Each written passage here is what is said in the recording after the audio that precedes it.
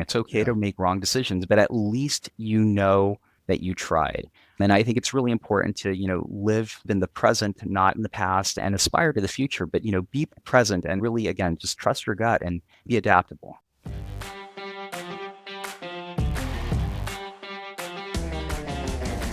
Welcome to Behind the Screens, conversations with background screening pros. I'm Les Rosen, your host, and I'm excited to have you here. On this podcast, we chat with the people who know the background screening world inside and out. Executives, industry experts, legal pros, and more. We dive into their personal stories and insights to give you a real look at what's happening behind the scenes.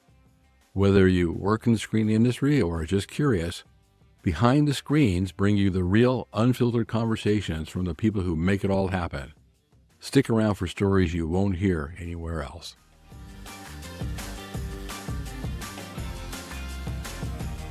Hey, ladies and gentlemen, welcome to yet another action-packed, fun episode full of interesting stuff here at Behind the Screens, conversation with background screening pros. And today's pro is a person who I feel I know because I've seen a lot of his videos, and I feel like he's my best friend, but I actually haven't really talked to him much before. And I've read a lot of his stuff in Forbes. We'll talk about that. But I finally get to talk to him in person, so it's my great pleasure to welcome to the program probably one of the busiest people in the background screening industry, judging by the amount of writing I see and the videos, none other than Mr. Alonzo Martinez, Associate General Counsel at HireRight. Alonzo, pleasure. Thank you for being here. Yeah, thanks for having me on the show, Les. It's a pleasure to be here and an honor to talk to the godfather of the background screening industry. Well, I don't know who the Godfather is. He's not here today, but I'll try and fill in. So You're a good sub. I'll do the best I can. So there's so much that you're into. There's so much you're doing. So let's begin at the beginning. Let's start what you currently do and what you find interesting about it. So where are you currently? Yeah, like you mentioned, Les, I'm at HireRight. I'm an associate general counsel at HireRight. It means I wear a lot of hats. I should do a really lawyerly thing and say that my views should not be construed to be representative of my employer or any organization that I'm affiliated with. Let's just get that out of there at the start. But yeah, my main focus at HireRight is really on legal and compliance, risk management for our global background screening organization. Big part of my role involves navigating this ever-changing legal landscape, whether it's, laws on pay transparency or clean slate legislation, regulations on artificial intelligence. It's stuff that I'm really passionate about. And I have an opportunity to educate our internal customers, our colleagues, as well as our customers on a lot of these issues. I'm a content creator, which you kind of mentioned. I do this weekly column for Forbes. I've been writing for them for 5 years, focusing on social justice issues affecting employers, as well as the intersection of AI and technology. And like you mentioned, one of the new things that I've started doing is creating this weekly video content, which is really blowing up. It's been kind of amazing to see the engagement that I get, both from employers, folks in the industry, as well as people that are looking at jobs and like to ask me questions like, what do you think about this particular issue in my background check? Or what do you think about marijuana reform in this particular state? It's such a dynamic area and it's such a pleasure to be a part of it. I'm just super passionate about the background screening industry. Well, one of the things I really like, and in fact, you mentioned it in your LinkedIn profile, is that you simplify things that are so mind-bogglingly complex and Byzantine, and you simplify it so that simple people like me can understand it.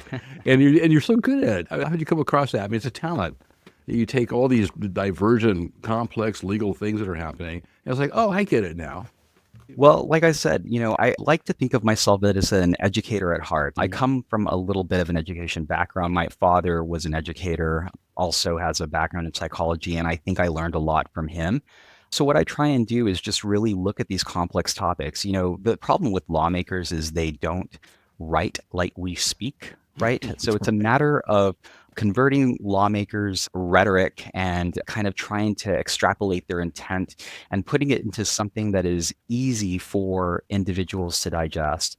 And what I do is I try and create these 60-second videos that give them just enough to get a little taste of what I think that they should know and maybe pique their interest so they Right. further their compliance journey by reading something that I've written. And it's just not lawmakers, it's judges too, Yeah, really like to obfuscate, and the regulators, right? absolutely. Absolutely right.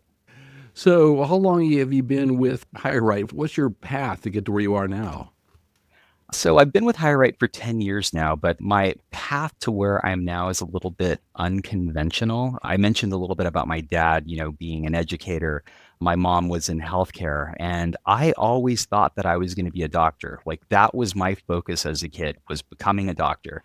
I got into the University of Texas at Austin, started to go through my pre-med courses, and organic chemistry kicked my butt. It had other plans for me. At that point, I knew maybe this isn't the right path. So I pivoted to organizational communication. And my dad, when I told him that I was going to be an organizational communication major, he was like, "What is that? You're going to starve, right? I mean, you're never going to make a dime from that." But it's been really interesting because it's been a really important, I think, foundation for my career. It's given me a solid understanding of how to navigate relationships, to manage change, and how to communicate effectively, all skills that have really served me well in the legal field and in my role. After college and after law school, I worked in a startup environment, Mhm. and that was really interesting. It was a startup that was kind of the precursor to app-based applicant tracking systems, so HR tech kind of stuff. And it was an amazing opportunity because I worked alongside of outside counsel and I got to manage outside counsel. So it gave me just huge exposure to a wide variety of legal issues, everything from contracts to compliance. But I needed more stability. So I saw this opportunity with a global financial services firm that needed somebody to come in and do a little bit of vendor management and a little bit of auditing of some processes in their background check world. So joined this financial services firm as a contractor and got hired on permanently and eventually ended up directing the global background strategy for this company. It was 40,000 workers, I think Wow. 20,000 contingent workers, 20,000 employees across 30 countries. So it was a really difficult job because I was there to kind of streamline processes, manage our vendor relationships, and centralize a lot of these processes. So it was like this crash course in global compliance and risk management. And that led me to HireRight. As at that financial services firm, I was actually a customer of HireRight and got recruited into HireRight.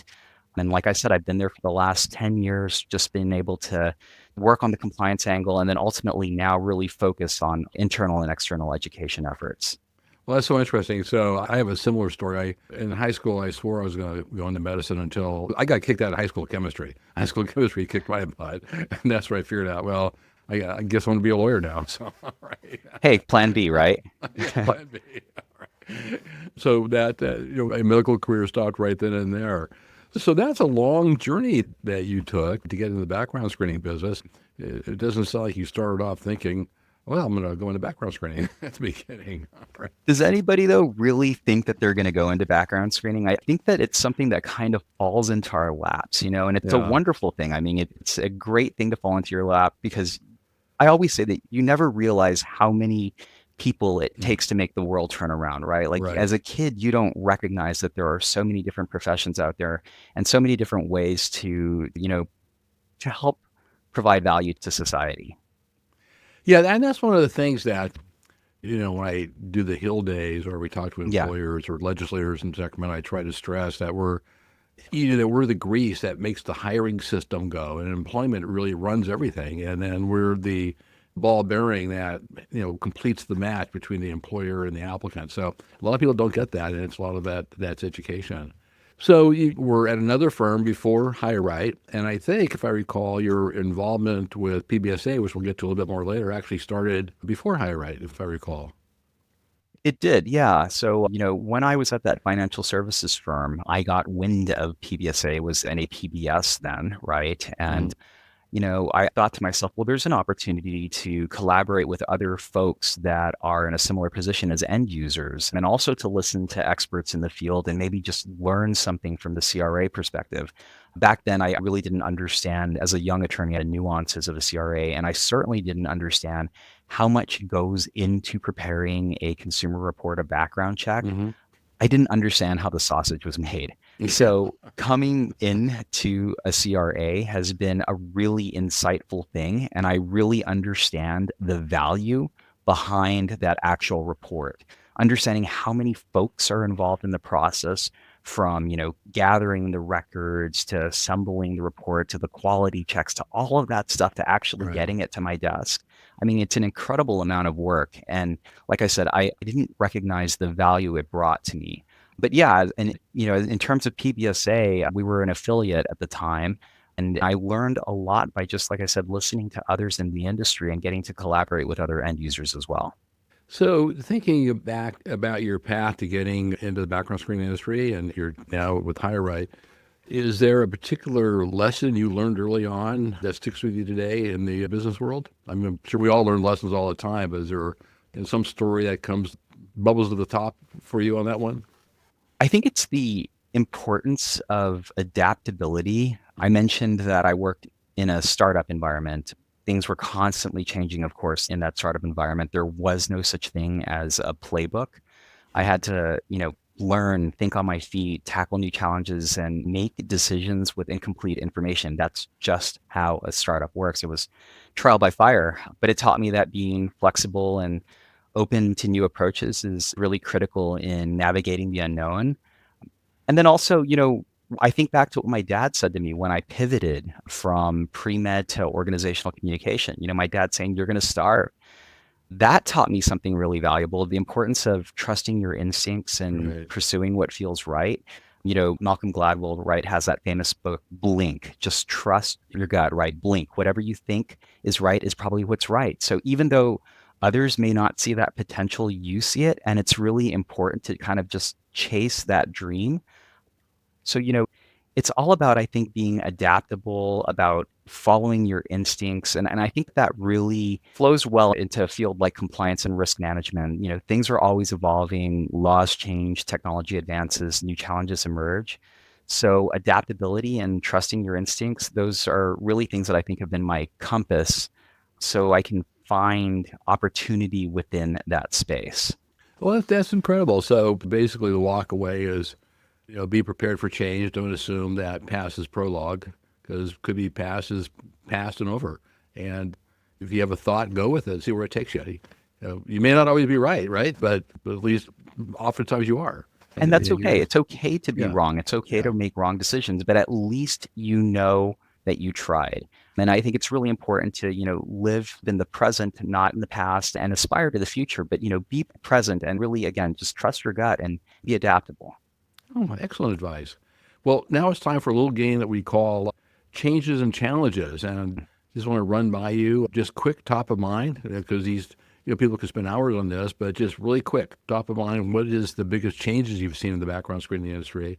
And what would you quickly identify as the biggest challenge or two going Super quick, forward? I think the biggest change, and I know some of your other guests have mentioned this, and it's the rapid evolution of technology in the background Hmm. screening industry, right? Like, I think about when I was an end user, we were so heavily reliant on manual processes. I remember my team at the time, they literally had paper files. And to manage the pre-adverse action process, for Right. example, they were moving the file from like day 5 to day 4 to day 3 to day 2 in order to know when they should be moving towards an adverse action if that was something that they were going to end up going Right. with. Yeah. Like, I mean, all of that doesn't exist anymore. And from a background screening perspective, of course, we have court automation now versus, complete reliance on court runners. We have automated processes that can help with things like quality, looking at dispute rates. All of that stuff just wasn't there, some 15, 20 years ago, at least not to the same level that it is now. Just within your career, it's gone from horse and buggy to, to sports cars. It's just amazing.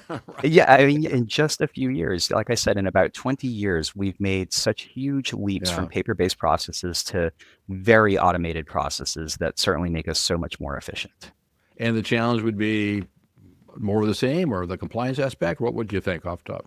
I think it's something that you mentioned earlier. I think it's the misconceptions behind background screening. There's this like persistent misunderstanding that privacy rights are best protected by limiting access to public records. We're seeing that now, right? There's jurisdictions that limit access to public records when in reality, background screening plays this really critical Right. role in fostering trust and safety in the hiring process. So I think it's a matter of moving the needle so that folks understand that there's a balance between privacy and risk mitigation. Yep. And it's something that is a really big challenge for the industry right now. And sometimes you talk to court clerks who say we're protecting privacy, and then you talk about the law of unintended consequences, and you're saying, remember, the person has signed a piece of paper that they want us to have this information, they want the employer to have it, they want the job. You're messing with people's lives, right? And sometimes they get it, sometimes they don't. Yeah, absolutely. And I mean, just think of what these things are, right? They're public records. Public Yeah. records are public. So I think that there is this balancing aspect between privacy and access to public records in order to mitigate risk. But we have to find a way to get there. There's going to be a path forward, but it's certainly a challenge. And I think, again, these education campaigns are something that can really help. So you spent some time in the background industry now, and obviously you're a man of many talents. You could go in all sorts of directions if you wanted to. What do you like about it?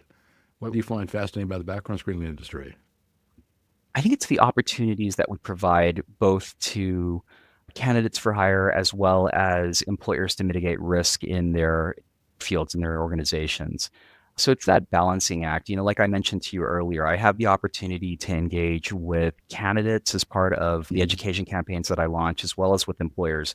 And I think what I find most valuable is knowing that there is a job for everybody who wants a job. It's just a matter of finding the right job and helping them, navigate the hurdles that they may have in getting there is something that I really appreciate, whether it's providing them education on clean slate laws or ban the box laws, but then also providing employers education on how they can preserve a candidate's rights, for example, with a ban the box law or a clean slate law. I really enjoy that ability to, again, help contribute to ultimately helping somebody get a job and to just build trust behind what we're doing as an industry.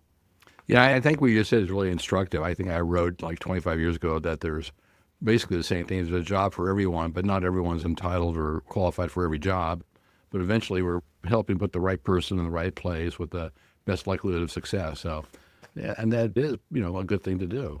Absolutely. Well, now, looking back at your career before we go on to a couple other areas, I'd like to ask my guests, and I'll ask you, what comes to the percolates to the top of your head if I was to ask you, well, accomplishment or achievement most brings a smile to your face, or that you're most happy with? Well, I think, yeah, I mean, there's several moments from my career that I'm really proud of. But one of the top things that I think about is the work that I did while I was in financial services. I had this privilege of building and leading this team that was super high functioning. They tackled some of the most complex challenges in the background screening space. And, a really pivotal moment that stands out is when the company transitioned the screening services from Denver over to New York. And navigating that shift involved ensuring that the team members rolling off in Denver were supported while simultaneously building and training a new team in New York. All this had to be done while maintaining our service levels, meeting regulatory requirements, preserving relationships with our customers and auditors. It was a harrowing challenge. I was actually commuting back and forth every single week between Denver and New York for a good period of time. But it was, something that I was able to get done. And I did it because the team trusted me, the organization trusted me to get it done. And I had a lot of support in getting it done. And, when I fast forward to HireRight, I feel equally proud of the trust I've earned from our customers, being entrusted to help build the business through meaningful engagement with our customers and our prospects has been one of the most fulfilling aspects of my role. I try and provide those insights, that education to build trust with our customers, which ultimately ends up building business for the company. Well, as I listened to it, I had this mental image, and this will really age me, the old Ed Sullivan show where they would occasionally have someone from Europe and they would spin plates. And they'd have, 20, 30, or 40 plates spinning. And they kept them all up and all going. It sounds like, what you were doing.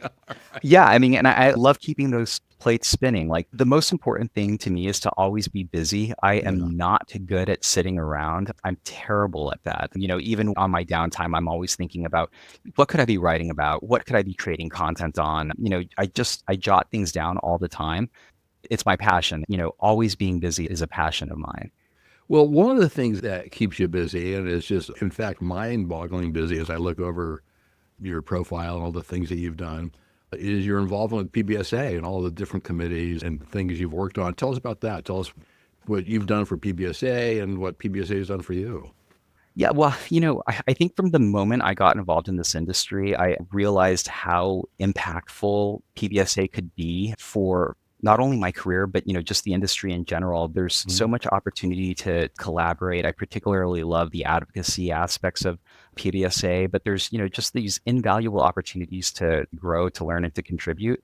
I have most recently served as the chair of the advocacy committee. It's now an advocacy advisory group, and recently have been named chair-elect of the Background Screening Credentialing Council, which is a role I really do not take lightly. I've learned so much from the members of the association, in particular about compliance and risk mitigation, and really the future of our industry. I'm so humbled to be able to be a part of that particular council. It's a wonderful thing.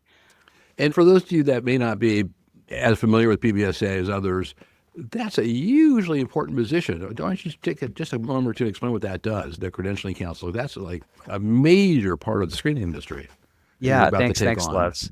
What were the other things you held? Yeah, so advocacy is another thing, like I mentioned, that is near and dear to my heart.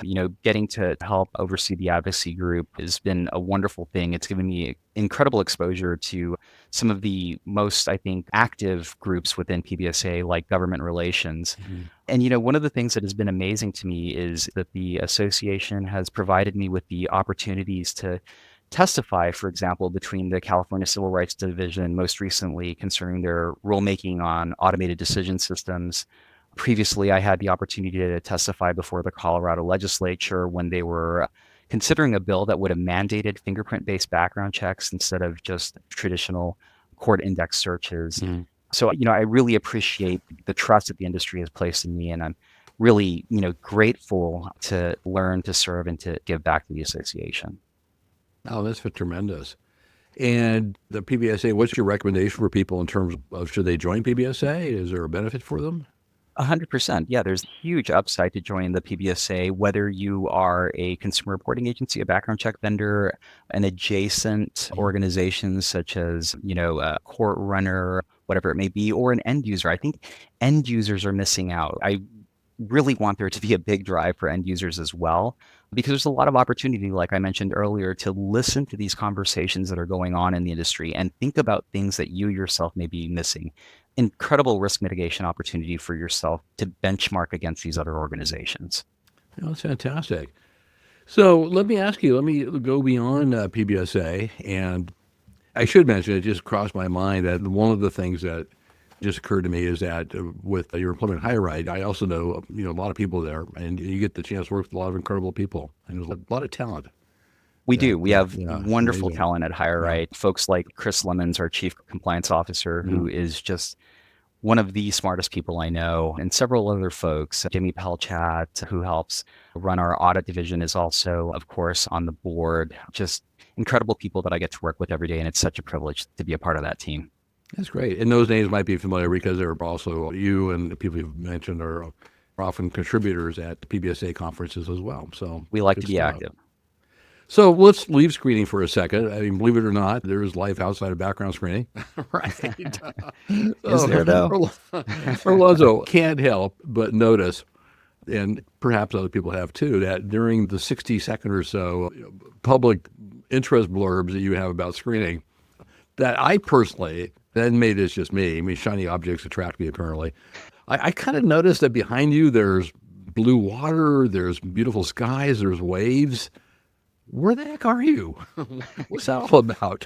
Great question, Les.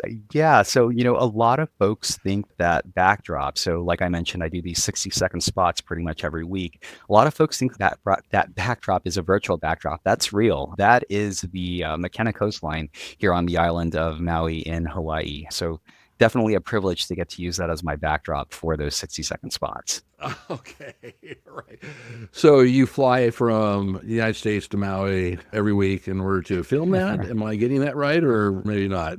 Not quite, no. I call Maui a part-time home. I basically split my time between Denver, Colorado, and Maui, Hawaii.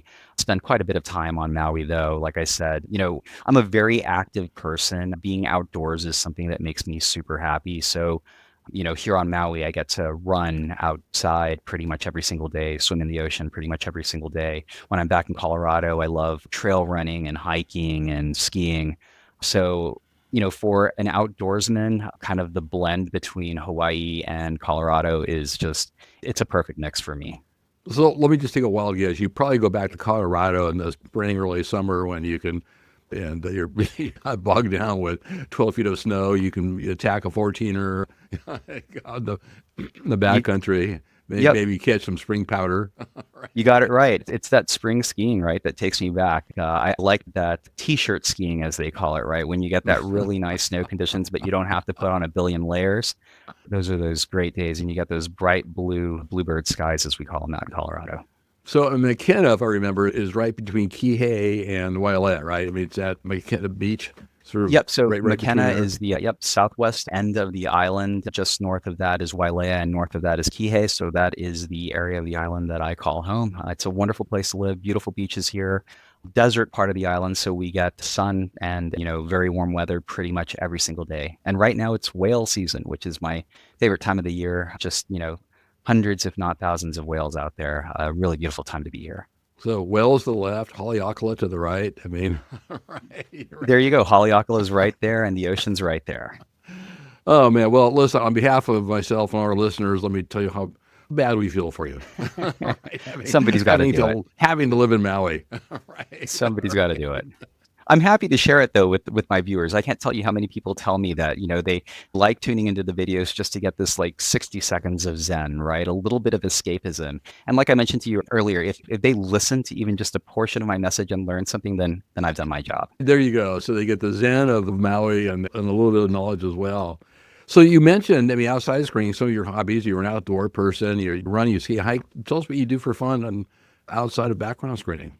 Yeah, so running is a really important part of my life. I'm a lifelong runner. I find it's the perfect way to kind of reset at the end of the day and clear my head. Beyond that, I'm a technologist. I really love learning about emerging technologies, particularly AI now and how they intersect with our daily lives. And I also enjoy a good cocktail, both making them and enjoying them. There's just something about the art of mixology that I find really interesting. And what goes good with a good cocktail is a good book. So I'm always reading. I always have a couple of books going, and I prefer a book, honestly, to watching something on a streaming service or on television. It's just something about getting kind of into a character or a particular literary theme that just I find completely satisfying. Well, you used a judicial expression that begs the question, what book do you have now? What are you reading? So I just finished Earth Abides by George Stewart. It's really interesting. From a fiction perspective, I'm really interested in like doomsday post-apocalyptic kind of stuff. And Earth Abides is kind of the first book in that genre. It was actually written in 1949 and has been the inspiration for a lot of subsequent books. Had never read it, had heard about it, decided to go ahead and pick it up. And like I said, just finished it a couple of days ago. And it's really fantastic. You can see a lot of what George Stewart was focused on and writing about then applicable to a lot of the modern fiction that's written about now. And from a nonfiction perspective, I'm actually studying for the CISSP exam. So I'm spending quite a bit of time going through that. All right, so Studying. we're not playing alphabet soup. Well, what is that? I assume it's a privacy exam. That's exactly right. Yeah, it's basically the core exam for individuals who want a certification in the privacy field. Oh, good for you. Yeah, So it's privacy and also the precursor to Mad Max. That's for that's sure. that's basically it. All while enjoying a Manhattan. Right. So I'll trade cocktail recipes with you. You first. What's your favorite? So, when I'm out, I think that what I like to order most than anything else is a really good Manhattan. My preferred Manhattan is a 50-50 blend between, a good bourbon or a rye and a good sweet vermouth like a Carpana Antica. And what I like to do at home when I'm making a Manhattan is add a little bit of Fee Brothers Aztec chocolate bitters. It makes it a little bit almost more, it just gives it a very subtle kind of almost herbaceous and sweetness to it that you wouldn't find in a typical Manhattan that I think is really satisfying. You see, we spent a half hour until we finally got to the good stuff. How to make a good Manhattan. We should have just. There you go. I should have said, Alonzo, how do you make a good Manhattan, and go from there. All right. I'll give you my favorite drink. Yeah. You start. I kind of came up with it. My wife likes it. A bartender made something close to it. I don't really know it has a name. But you start with a good London dry gin, not too botanical. So we usually use Bombay Sapphire or Plymouth. along with equal parts Saint Germain, which is an elderflower liqueur, Mhm. an ounce of lemon, and we do a muddling of a lot of cucumber. So you Nice. take a third of a cucumber and just muddle the heck out of it. And apparently my wife likes it. I don't drink, but she likes it. So, all It right. sounds very refreshing.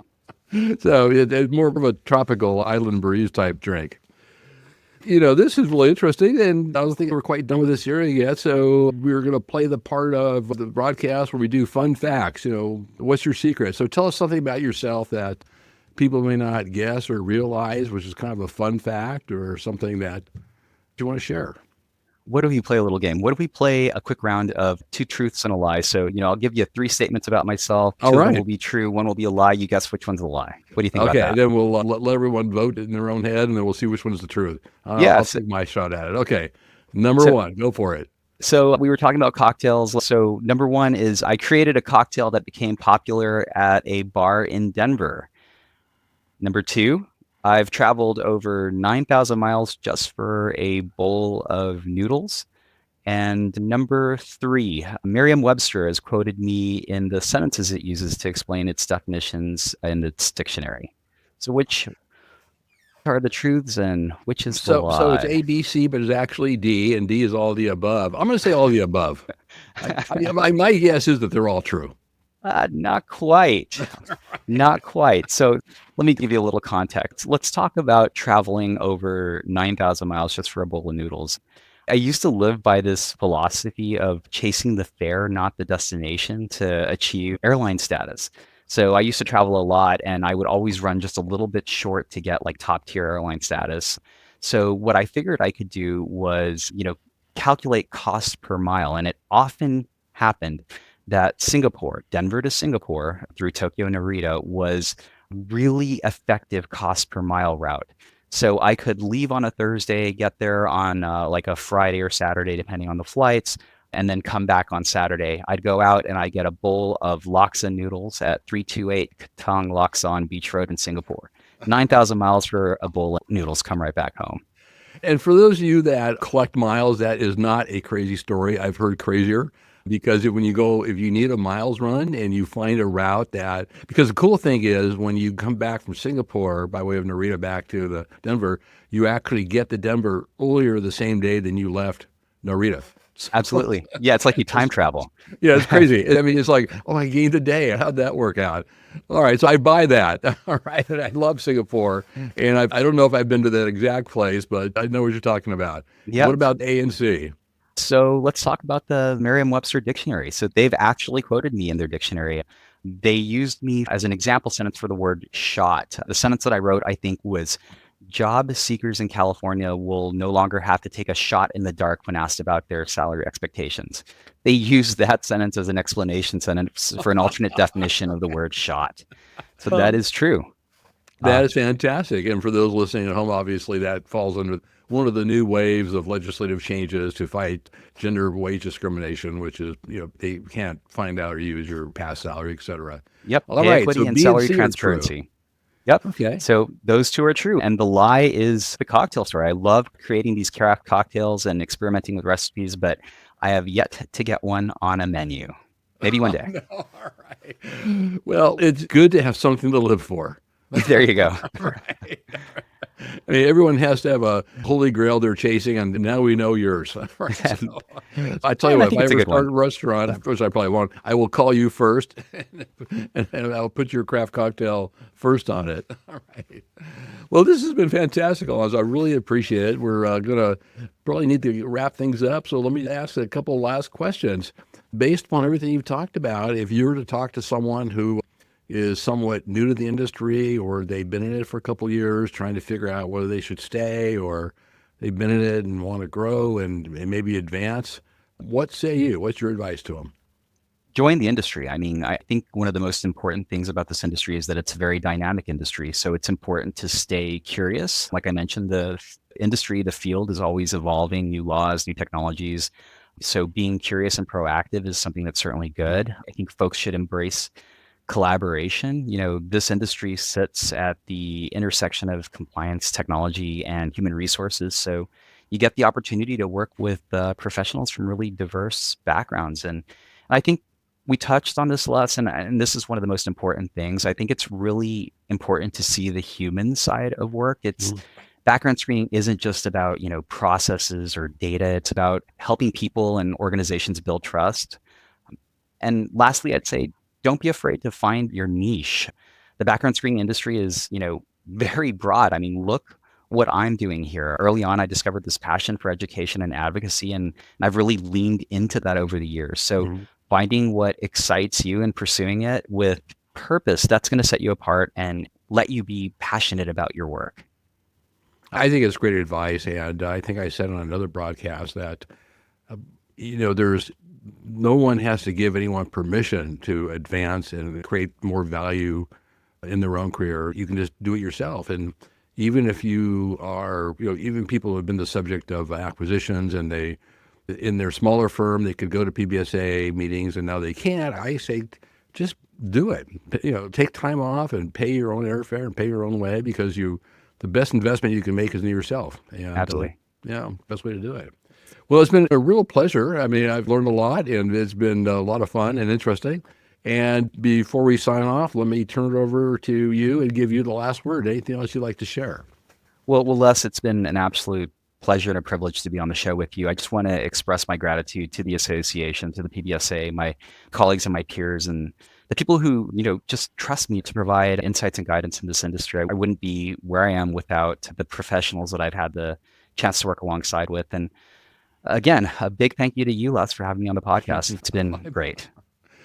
Ladies and gentlemen, it's been my pleasure. Alonzo, it's been great having you and hearing about your adventures and the fact that you live in Maui and the Rocky Mountains. I will not hold that against you. I will not hate you for that. I'll try not to. That. You're living my life, man. I love it.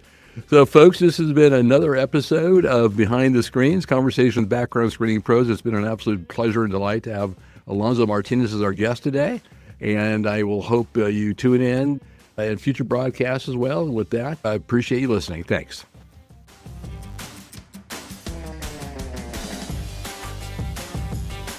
All right, that was yet another wonderful conversation with a background screening pro. If you enjoyed today's episode, don't forget to hit subscribe so you never miss an update. And hey, if you got a moment, we'd love for you to leave us a review. It really helps get the word out. For more info or to catch up on past episodes, or to make suggestions or to suggest possible future guests, head over to our website.